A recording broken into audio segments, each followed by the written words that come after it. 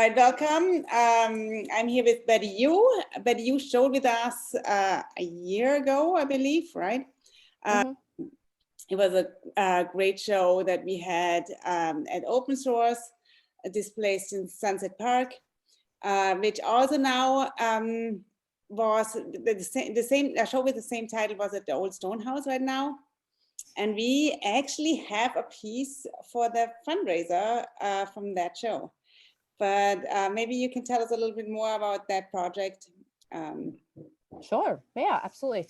So I started Displaced in Sunset Park probably in 2017, I think. And it's a long-term project. And of course, the piece that you all have as a part of the fundraiser for open source is a later piece, literally from 2020, from this past year. So the impetus and the inspiration for the project is really my own, from my own experiences of physical displacement, or fears of physical displacement and gentrification.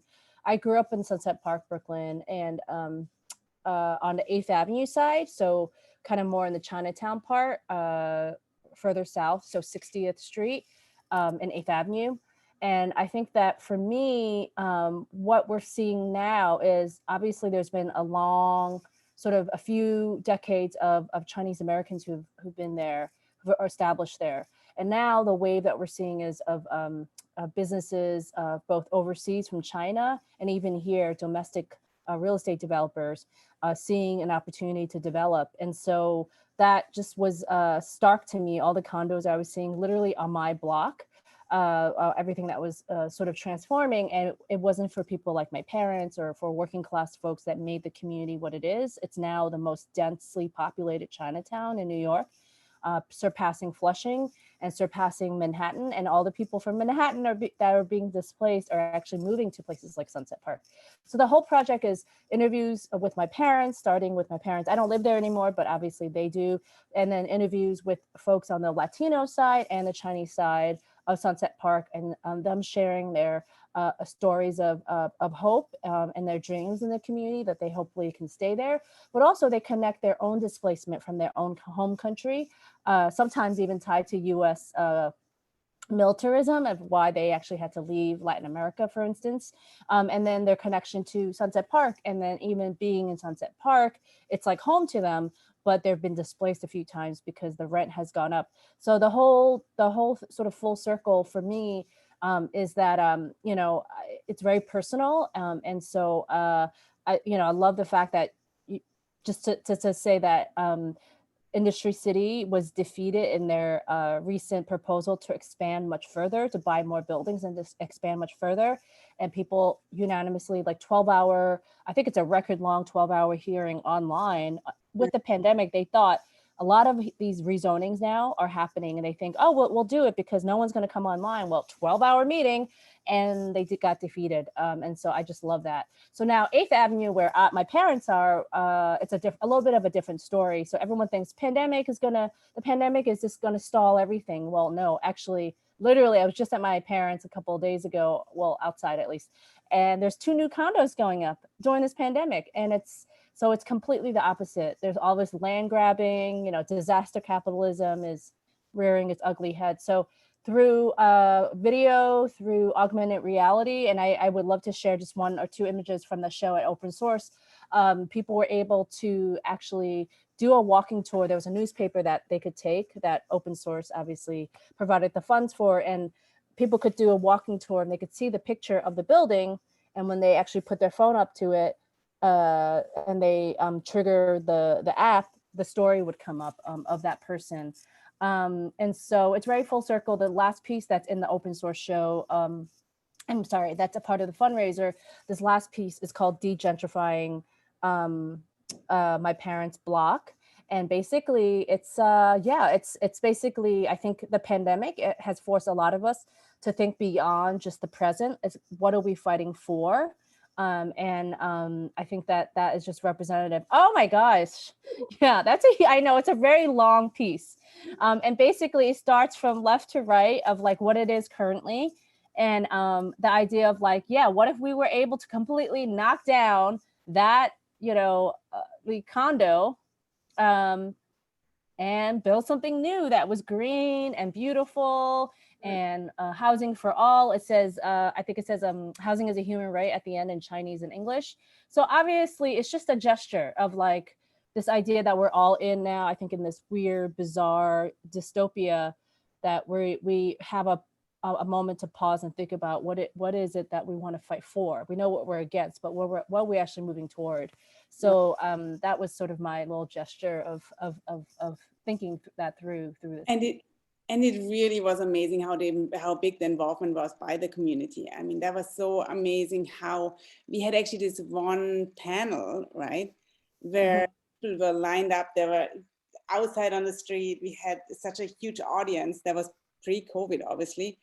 But that was really amazing how much involvement we also had by other organizations, by the community itself, and by the politicians even. They all came. Like, it was really a great kind of also little bit of like the activism that is always in your work, I think really worked. And can I just add something real quick attached to that? So we had this amazing overflow. I mean, I actually did not expect that many people to come, and people stayed. They were standing in the back and they stayed.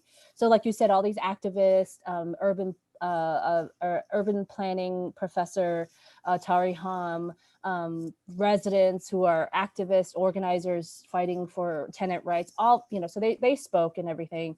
And then the word, I guess, got out, and then city council member had his staff come.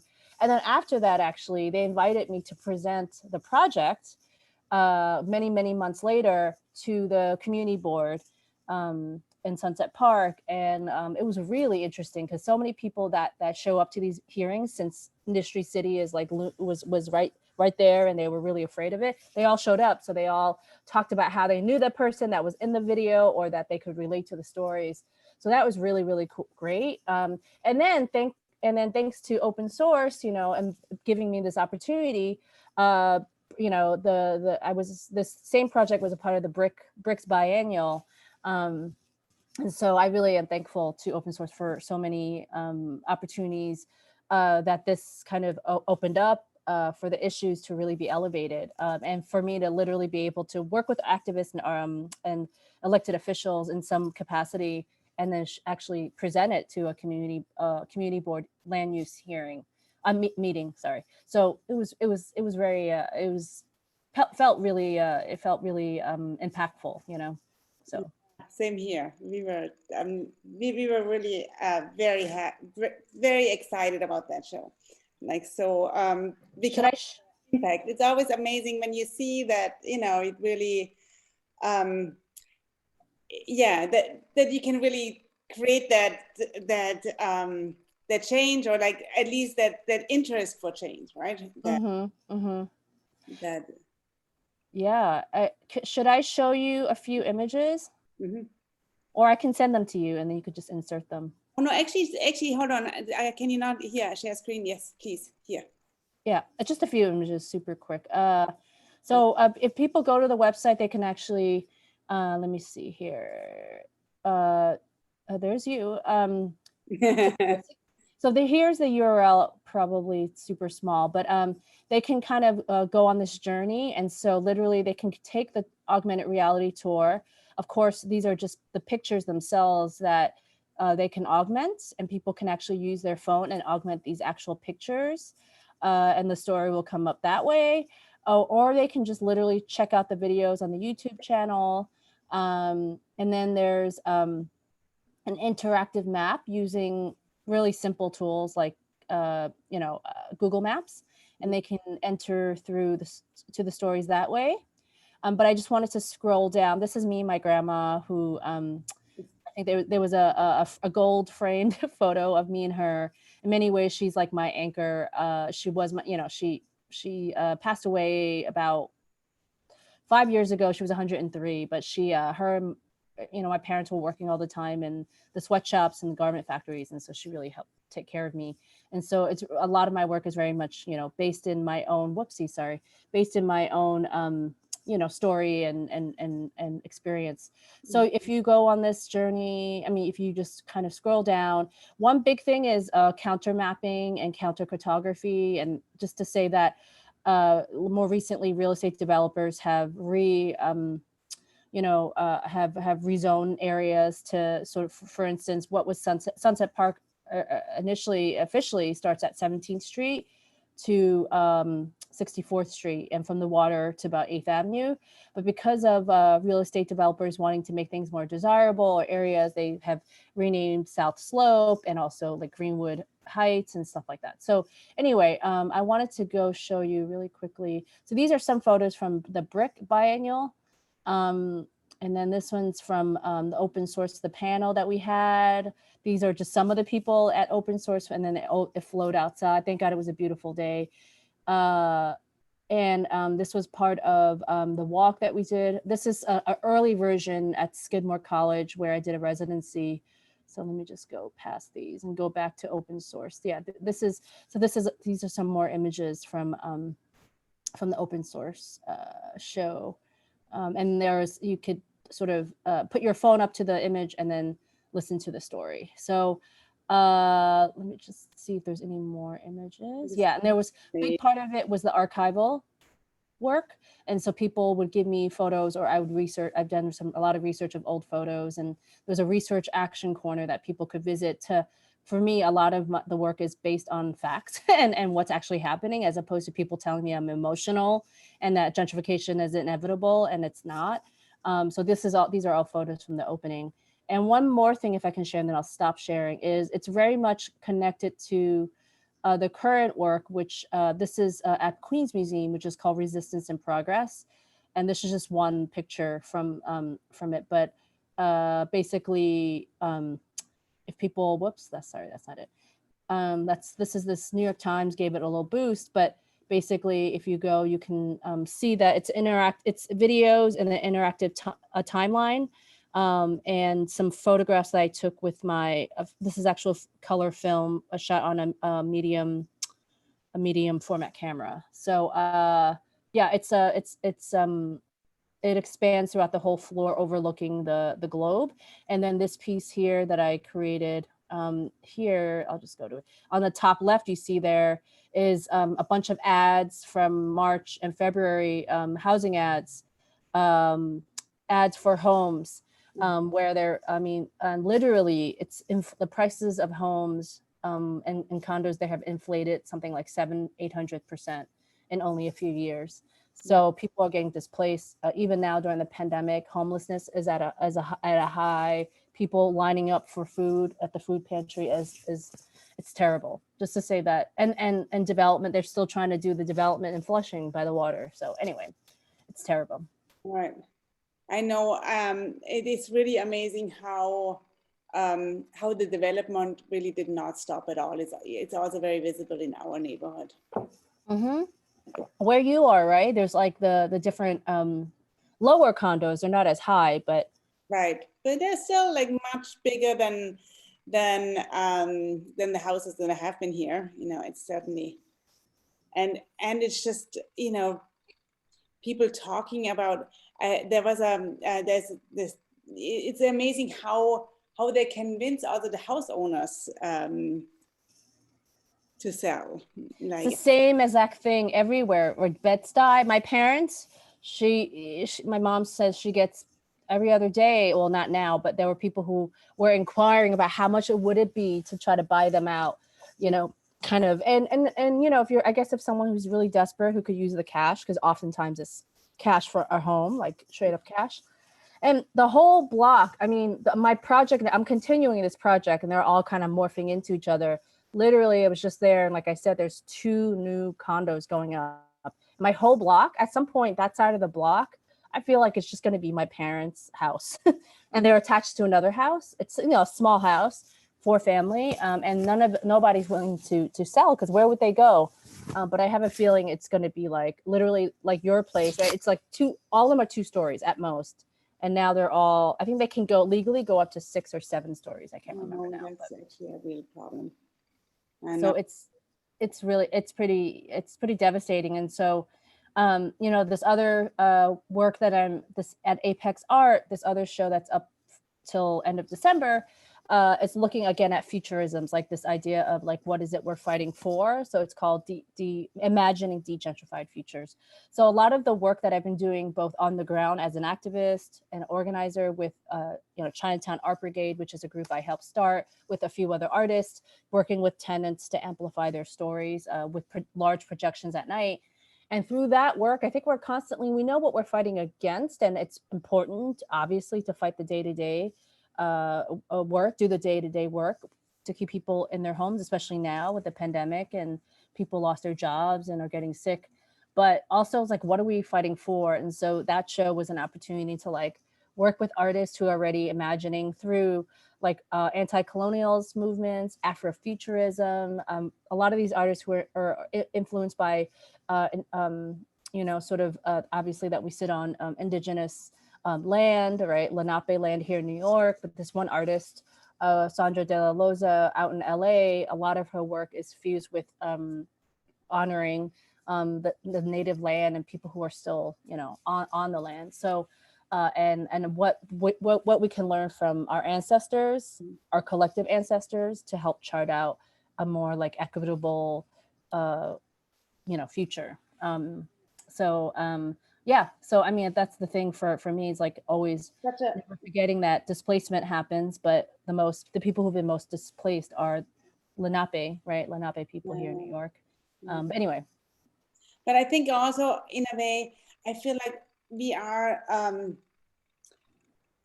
there was a really good moment, or still is hopefully, with all these protests, but I feel like, that gets just also overrun so fast, and there is no more press really, even if there is still a lot of action actually within the city. I think there's still a lot of people really working and protesting, or even like, it's not all just about like your work also, where it's not only being on the street, but really actively working towards something, right? Something specific. And I feel like it got really some press for a little while, and it just completely died out. The press is not existing anymore. And I think that also is like a big problem, right? That we just need to get more people always involved in this thing, and that's that's part of your work, I think, where it comes definitely. Yeah, I mean, you see, like exactly what you said. I mean, there, obviously after the death of George Floyd, and all these like massive uprisings that have never been historical around the country and even the world, and as and like you're absolutely right. The news cycle is as if like police brutality or evictions are not happening, right? Because the whole entire news cycle is owned by this idiot who doesn't want to get out of the White House, and he's dominating the news, exactly what he wants. He's exactly the manipulative,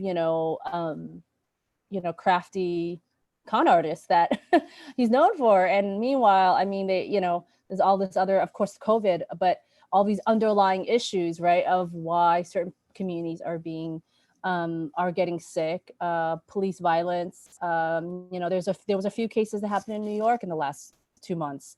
No real press about that, and so you're absolutely right. I mean, I think that even now, as we know, things are being co-opted. So now defund the police somehow has become a socialist cry. And I'm like, really? The right has effectively, sadly, framed the narrative, and even pushing everything to the right, Biden, and even like MSNBC, the supposed like liberal, I mean, the liberal outlets, it's pushing everything to the center. And you're totally right. These, they didn't go away, and some of the protests I think are still kind of happening, and again, evictions, like, in Chinatown, there's a building that's on strike, that's been on strike since May, because a lot of those folks either got sick, lost their jobs, they're undocumented, they don't really have healthcare. They've been on strike, and the conditions that they were already living in were unbearable.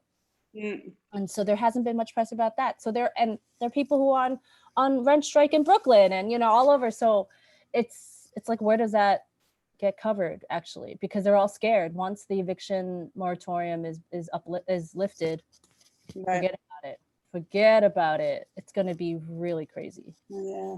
So anyway, but see, I'm going down a rabbit hole. So it's like, you know, these are the awful things that are happening, but what are we fighting for?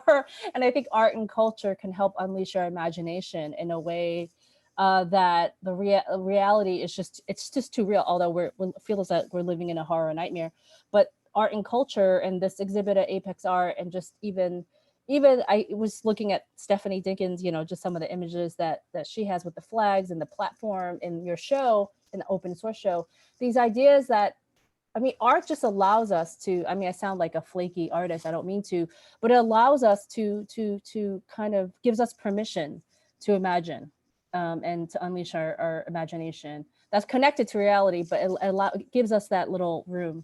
And so, I think that's what's honestly keeping me going. Probably you all. It's the gallery and getting artists in there. I mean, that's what's keeping me going, to be quite blunt. Well, that's really what's keeping me going too. Yeah.